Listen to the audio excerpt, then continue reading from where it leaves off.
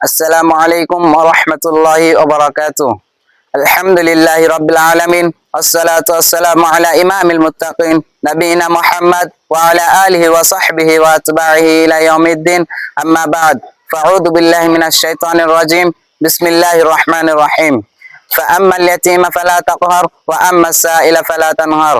আজকের বক্তৃতা প্রতিযোগিতা অনুষ্ঠানের সম্মানিত সভাপতি, ন্যায়ের মানদণ্ড হাতে বিজ্ঞ বিচারক মন্ডলী, সুদক্ষ পরিচালক, আজকের সুধী আমার নির্ধারিত বিষয় মানবতার সেবা ইসলামের গুরুত্ব।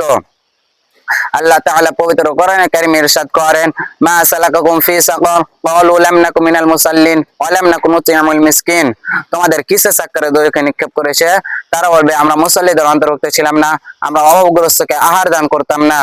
সূরা মুদ্দাসসির আয়াত নম্বর 42 থেকে 44 নম্বর আয়াত।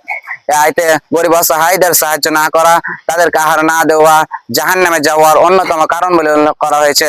মহান আল্লাহ তাআলা আরো ইরশাদ করেন, ফাআম্মাল ইয়াতীমা ফালা তাকহার ওয়া আম্মাস সাইলা ফালা তানহার। তুমি ইতিমের প্রতি কঠিন হয় না এবং সাহায্য প্রার্থীকে ভর্ৎসনা করো না। সূরা দুহা আয়াত নম্বর 9 থেকে 10। বন্ধুরা, নবীজি সাল্লাল্লাহু আলাইহি ওয়াসাল্লাম কখনো ইতিমদের প্রতি কঠোরতা প্রদর্শন করেননি এবং সাহায্য প্রার্থী কোনো মানুষকে খালি হাতে ফিরিয়ে দেননি, বরং আমিরিত তিনি অসহায় বিপন্ন মানবতার আশ্রয়স্থল ছিলেন। নিজে না খেয়েও এতিম অসহায়দের খাইয়েছেন। যার অনেক প্রমাণ হাদিস ভান্ডারে বিদ্যমান রয়েছে, তারপরও তাকে সম্বোধনের মাধ্যমে অনাগত ভবিষ্যৎ উম্মাহকে মহান আল্লাহ ওই দুটি আয়াতের মাধ্যমে জানিয়ে দিয়েছেন যে তোমাদের তো আরো বেশি বেশি আর্থ মানবতার সাহায্যে এগিয়ে যাওয়া যুক্তি, বিবেক ও বাস্তবতার দাবি। প্রিয় উপস্থিতি, বিপদগ্রস্ত মানবতার অন্যতম সহযোগিতা হচ্ছে তাদের সাময়িক ঋণ দিয়ে হলেও সাহায্য করা। এ ব্যাপারে মহান আল্লাহ তাআলা ইরশাদ করেন, ওয়া আকরিদুল্লাহা কাওয়ান হাসানা ইউযাফু লাহুম ওয়া লাহুম আজরুন কারীম। তোমরা আল্লাহকে অসহায় বান্দাদেরকে উত্তম ঋণ দাও। সূরা হাদীদ আয়াত নম্বর 18। আরো ইরশাদ করেন, মা যাল্লাযী ইউকরিদুল্লাহা কাওয়ান হাসানা ফায়ুযাফাহু লাহু আযআফান কাসীরা আল্লাহু ইয়াকবিদু ওয়া ইয়াবসুত ওয়া ইলাইহি তুরজাউন।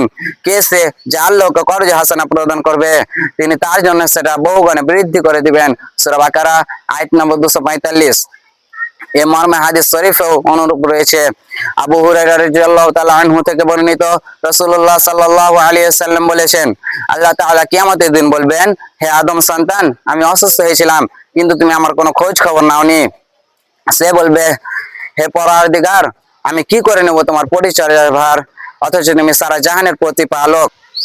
আল্লাহ বলবেন, তুমি কি জানতে না যে আমার অমুক বান্দা অসুস্থ হয়েছিল আর তুমি তার সেবা করনি? তুমি কি জানতে না যে তুমি তার সেবা শুশ্রূষা করলেই তার কাছেই আমাকে পেতে?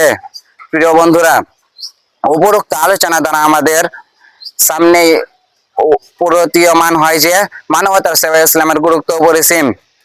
তাই আসুন মানবতার পাশেই দাঁড়াই, মানবতার ব্যথায় ব্যথিত হয়, সর্বপ্রতি মানবতার সেবায় নিজেদের জীবন উৎসর্গ করি, তাহলেই সফল হবে আমাদের জীবন। আল্লাহ তাআলা আমাদের তৌফিক দান করুন, আমিন।